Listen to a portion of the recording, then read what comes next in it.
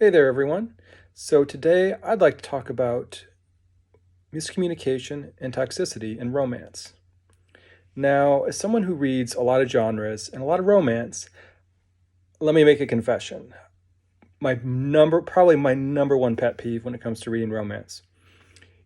If your major conflict is centered on miscommunication, chances are really good that I'm going to hate your book. And a lot of other readers are too. Now, what do I mean by that? Miscommunication, that's when basically, for example, a man sees his girlfriend hug somebody, and it's in reality her brother, but he assumes she's having an affair. Or vice versa, a woman sees a man hug his sister in the distance and assumes, my boyfriend is having an affair. Those are the types of miscommunication, and I've seen those in more than a few romance stories where one miscommunication like that sets off a chain of events, sort of snowballing to the point where you have this entirely manufactured conflict, right? That could have just been easily resolved if the characters had just used basic, and I'm talking basic communication skills. And so that's kind of what I mean when I think of miscommunication and toxicity in romance. And I want to take it a step further because there's something about that. The reason this bothers me, and I think people don't fully appreciate the ramifications, because a lot of those romance stories where, let's say you have this simple miscommunication that leads to the two characters breaking up for a long time, the two characters getting, super angry at each other, furious with each other, and then let's say by the end of the story it is somehow finally resolved, and the man realizes, oh, okay, he was, my girlfriend was just hugging her brother, or maybe it's not quite that simple, but still kind of on that same simplicity level of simplicity, that simple miscommunication that blew up in their faces. Let's say they do resolve it. The problem that I see there, because a lot of times the way those get resolved is sort of in a cutesy way, and the sort of like, oh, just kind of very abruptly resolved at the end, or maybe a matchmaker comes in and helps them fix their problems, or maybe another special event happens and they need to lean on each other. All that is fine and good, but here's the other problem with that. Most times when I read a romance story where miscommunication is a major conflict, after it gets resolved, the two main characters usually never actually discuss what caused that miscommunication in the first place, or they don't even address it at all. And so one of my questions, what I would love to ask some of these writers who use miscommunication as their major manufactured conflict in their stories, is how is that not a toxic relationship? If a simple miscommunication erupts into, an entire breakdown of their relationship that literally spans maybe the course of most of this book, right? And supposedly drives the story, right? If simple miscommunication causes that much problem with a couple, what does that bode for the future? Why shouldn't, a lot of these romances end with happily ever after? Okay, but let's say there's the end of the story, the couple gets back together, and after the entire story, that one simple miscommunication is finally resolved. Shouldn't the expectation be that there just would be another miscommunication and another and another? That's the interesting thing. To me, the toxicity of this is what really makes miscommunication a terrible conflict device in a lot of romance stories. Now, I'm not saying that miscommunication doesn't exist as an obstacle between couples. Yes, that's realistic to some degree. There are going to be miscommunications.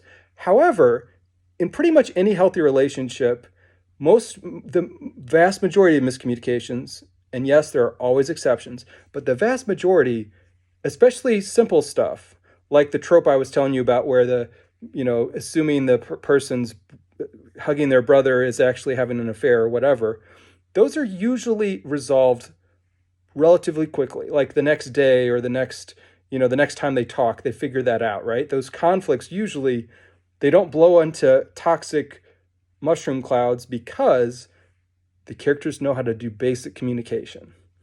And so I just want to use this video as an opportunity to really encourage both, romance writers and readers out there.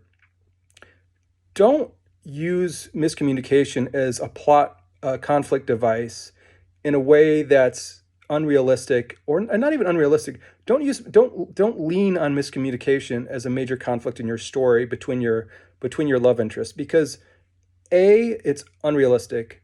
B, it's just in a sense it is lazy storytelling. And C, it's actually often the hallmark of toxic relationships. If people can't accomplish basic communication, that's a huge red flag. That's an absolute red flag. And I just want to give one quick example. And I'm going to go back to a classic here, which is, of course, Twilight.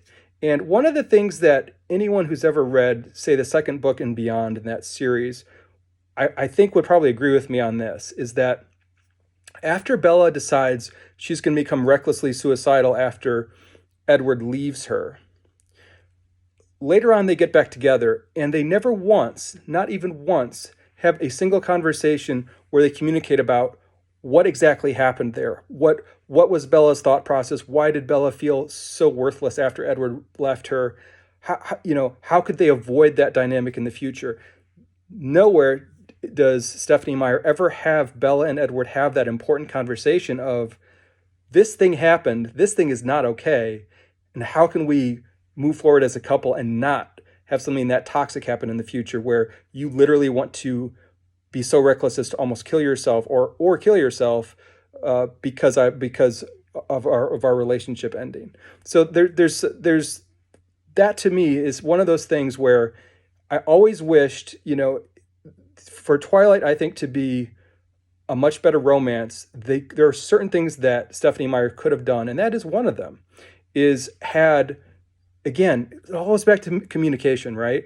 So toxic relationships are all about miscommunication. And to me, romance, what's really romantic? Communication, like actual communication. And so it's kind of interesting, like a lot of times, and again, so I'm just kind of pointing this out, that communication can be sexy. Let's be honest. Let's actually show, there's no reason that you can have conflict in your romance without making your relationship toxic in your story, without having your protagonists engaged in a toxic relationship. And I'd like to see more of that. And I just feel like that's something, that we could definitely see more of in romance, and would be a good thing for pretty much everybody. So anyway, I'm going to get off my soapbox here. I've probably gone on too long as it is. But yeah, again, just final, just to reiterate, if you're going to use miscommunication as a major conflict driver in your romance story, please make sure it's well thought out. Please do it in such a way that it's realistic and it's not from toxicity or stupidity, or just do it in a way that shows a couple that at least has something, sort of a healthy relationship at the core of their interaction, as opposed to something that a lot of times I think writers don't realize the full implications, and they think they're just, how do I add conflict to my story? How do I create some fun, disconnects between my two love interests? And they don't think about the full ramifications. So I guess that's what my video is here for, is for those romance authors who are all about miscommunication as one of their main plot devices. Maybe reconsider it sometimes. Maybe don't always press that button. Maybe there's some better buttons you can press. All right. Well, I've overtaken my time, but thanks for stopping by. And again, just some food for thought. Later.